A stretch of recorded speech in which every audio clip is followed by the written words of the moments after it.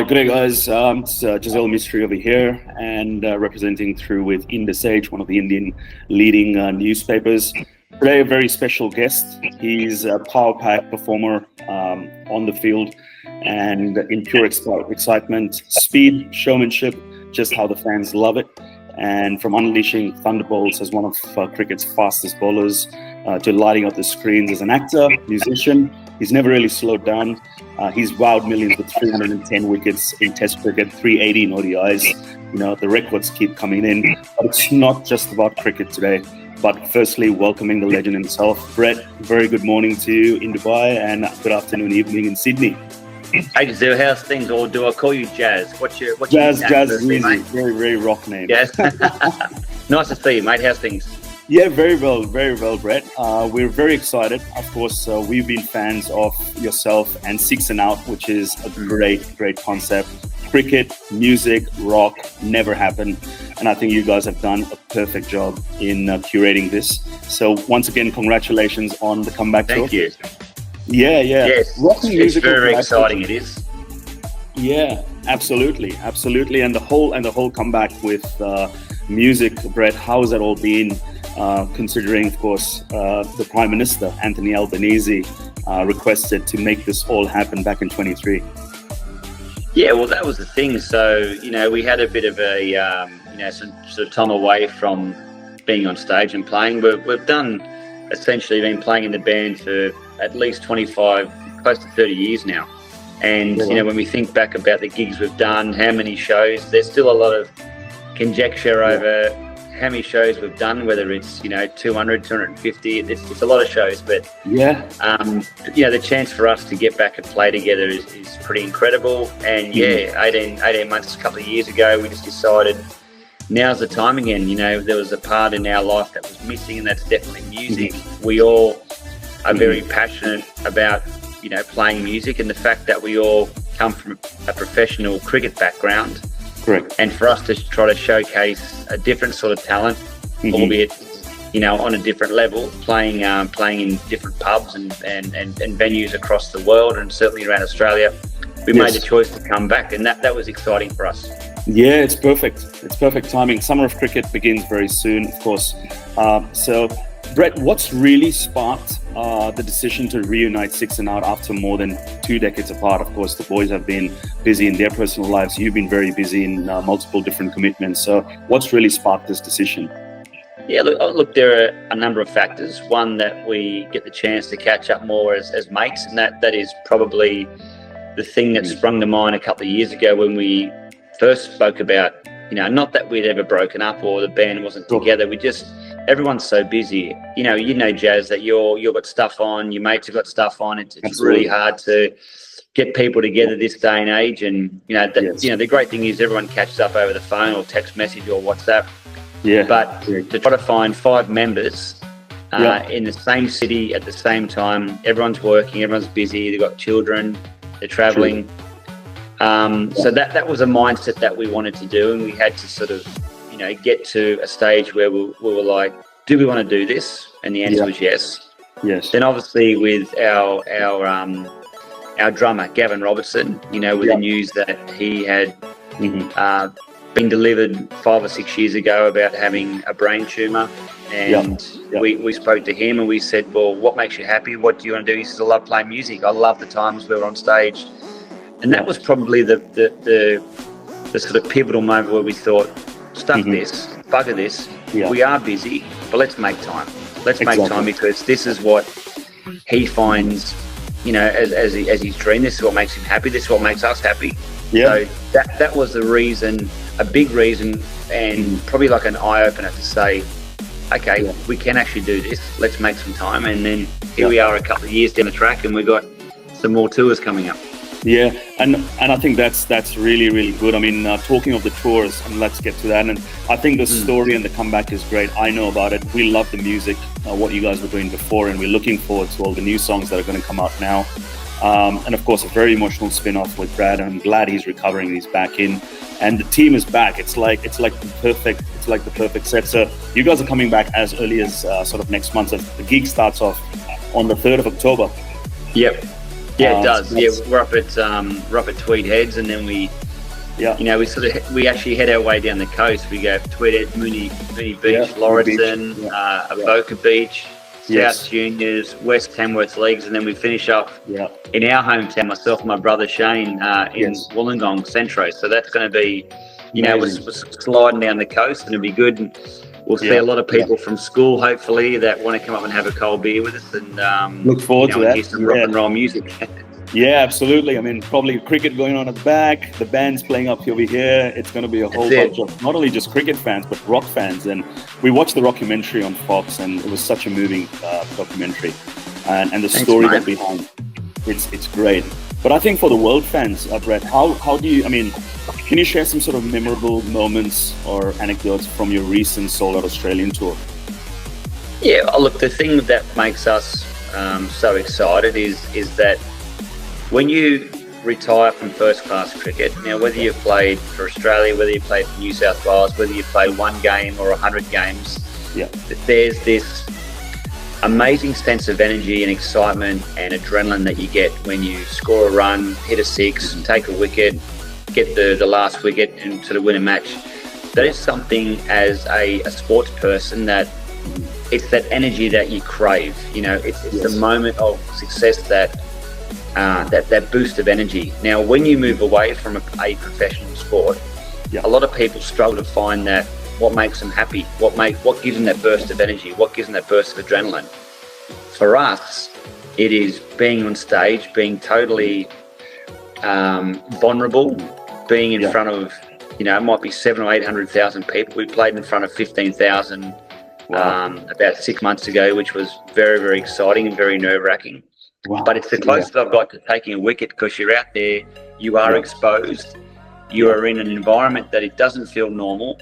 Cricket comes to me very naturally, and I've done it my whole life since the age of 9, but playing bass guitar in the band SIX&OUT, it's so exciting because it's so nerve-wracking, and that's what I love about it. It's a different ballgame. Yeah, it is. Yeah, it is. And mainly, can you describe sort of the band's impact on the Australian sports rock culture and kind of what it means to bring crowds together across cricket and music together? And of course, you are a public figure, and so are the other band members. How does that sort of all come together, and what's the impact on the band and also to your fans? Well, I think what people realise is that there are a lot of people that go down to watch the band SIX&OUT because they know it's a cricket band. Yes. So they want to see, firstly, are these guys any good? Can they play music? Can they sing? Can they put on a show?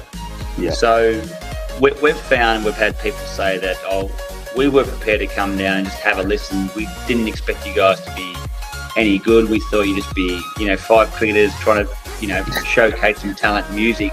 Yeah. So we knew the first 2 or 3 songs didn't really matter. But if you've come to a pub or you bought a ticket, once you get past the 3rd song, you want to make sure as a paying member or turned out to watch a band, that they've got to sound good. So we knew we had to cut it. We knew we had to practice a lot. We've rehearsed so many hours and hours and hours of rehearsal. So we've got the show to a stage now where we feel very comfortable. We know people always leave with a smile on their face. We do all the rock classics. And the other thing too, Jazz, that we're not trying to be a Coldplay. We're not trying to be AC/DC. We have our own unique way that we play, but we play with energy. We showcase our mateship on the sort of stage itself, like we did on the cricket field, and people pick up on that energy. And we play all the rock classics. It's a big sing-along.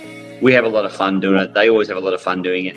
But the other thing too is that we've now got the opportunity over the years. We've had the crossover where we have, sport and music are very similar, yet very different. As a sports person, you have to hide your emotion. As a musician, you have to showcase your emotion. You have to play down that emotion. You have to be vulnerable. So the 2 different aspects and 2 different parts of what we're seeing here. And what we notice is that there are so many musos that love sport and so many sports people that love musicians.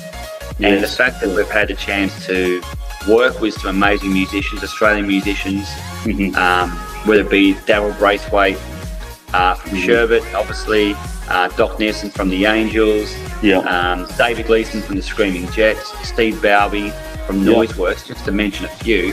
Sure. For us to collaborate with these amazing musicians, which this is their wheelhouse. You know, this is not our wheelhouse in terms we come from a sporting background, but to collaborate with them is so exciting, and we absolutely love it.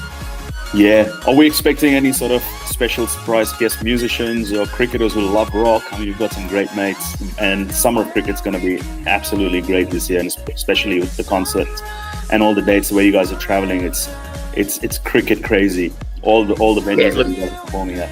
Definitely, we always have special guests get up and do a performance. I'm not going to give too much away. You have to come down and check it out.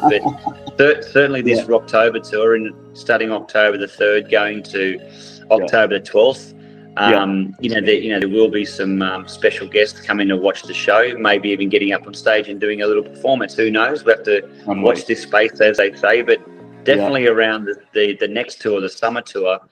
During the test matches, it's not that uncommon to see half of the Fox commentary team coming down to watch, and we get a lot of people that come down to watch. And the greatest thing too is that during our show in Adelaide last year, we had a whole Australian cricket team come down because they beat 2 years ago. Sorry, they beat the West Indies, and they came down and watched the whole show. So that was that was great for us.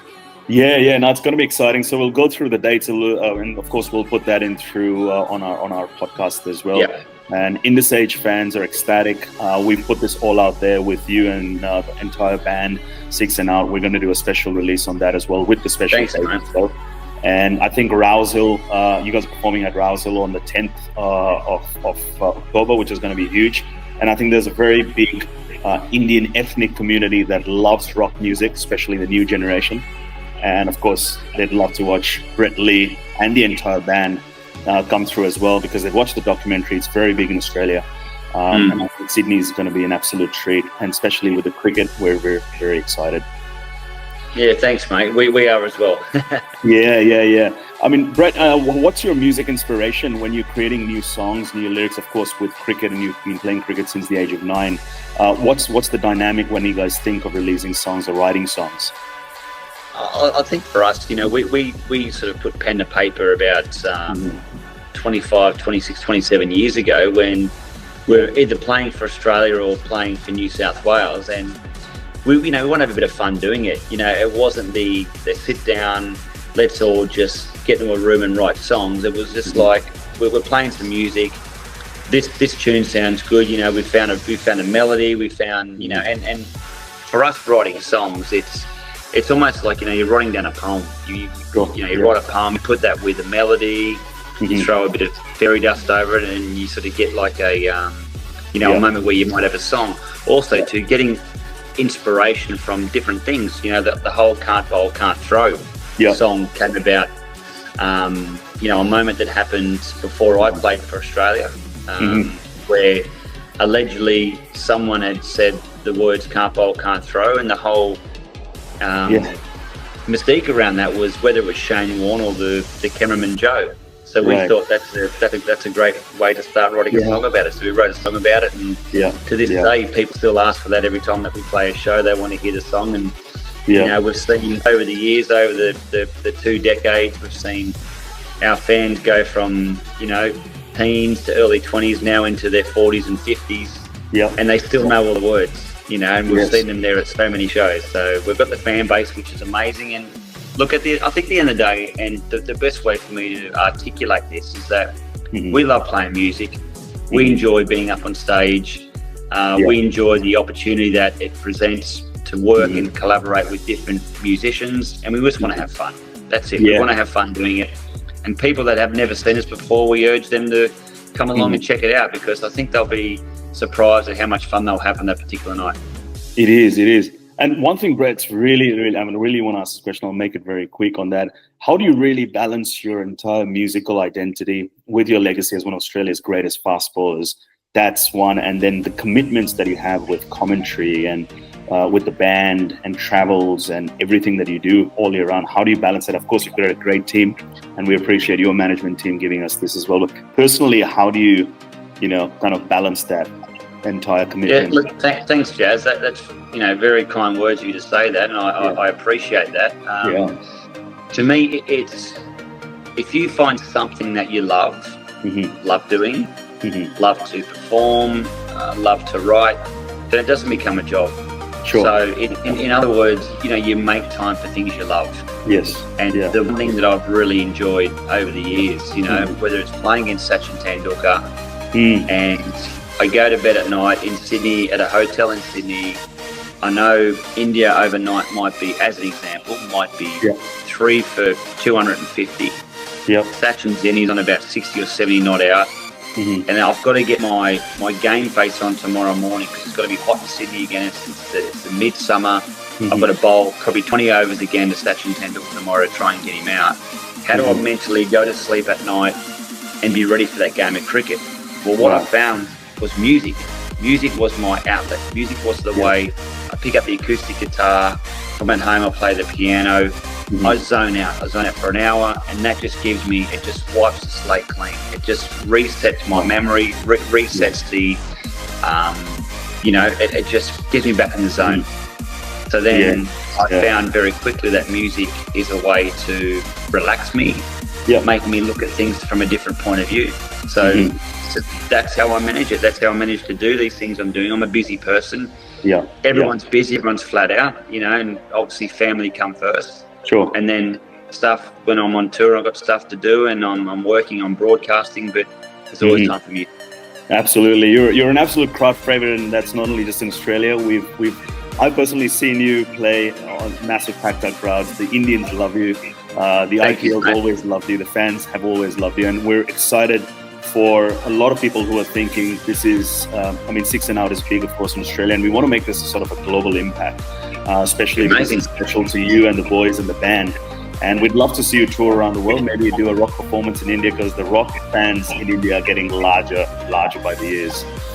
So yeah, exactly. Well, we'd love. I've actually done some stuff, with a friend. It wasn't through SIX&OUT, but I did some stuff with a friend where we toured in 2012 over to India, and it was incredible. I mean, we had massive crowds, so maybe a SIX&OUT tour over in India shortly. Yeah, absolutely. I mean, Indus Age was including that, and Minu was very, very excited that why can't we have this in India? And India has now opened up to so much Western music, rock music, some of the biggest celebrities from the US, UK, the bands that are touring there, and cricket, music, entertainment all goes in hand. So it's something that we look forward to. But for now, we look forward to seeing you in Australia for the summer of cricket, and SIX&OUT, the entire team. We'd love to meet you and probably have an interview in person, to share some stories when time permits. And all the best, and we look forward to seeing you on the road on the Sydney gigs. Thanks, Jazz. Now, look, I really appreciate, as I said, your kind words, and I guess in finishing, we'd love to catch up with you in person, mate. So absolutely, let us know when you want to come to a gig. We'd love to catch up, and we'll show you. Maybe come and get a bit of a behind the scenes footage of what happens before we go on stage. Yeah, we'd love that. We'd love that. The nervous energy, everyone trying to sort of fight over what the set list is, who's playing what. So it's pretty exciting. Absolutely, and definitely look forward to having this interview out there and putting it out to all our Indus Age subscribers and viewers. Brett, once again, thank you very much. Enjoy Dubai, enjoy the year, and we'll see you back in Australia very soon. You're a good man. Thanks, Jazz. Good chat. See you soon. Bye-bye. Bye.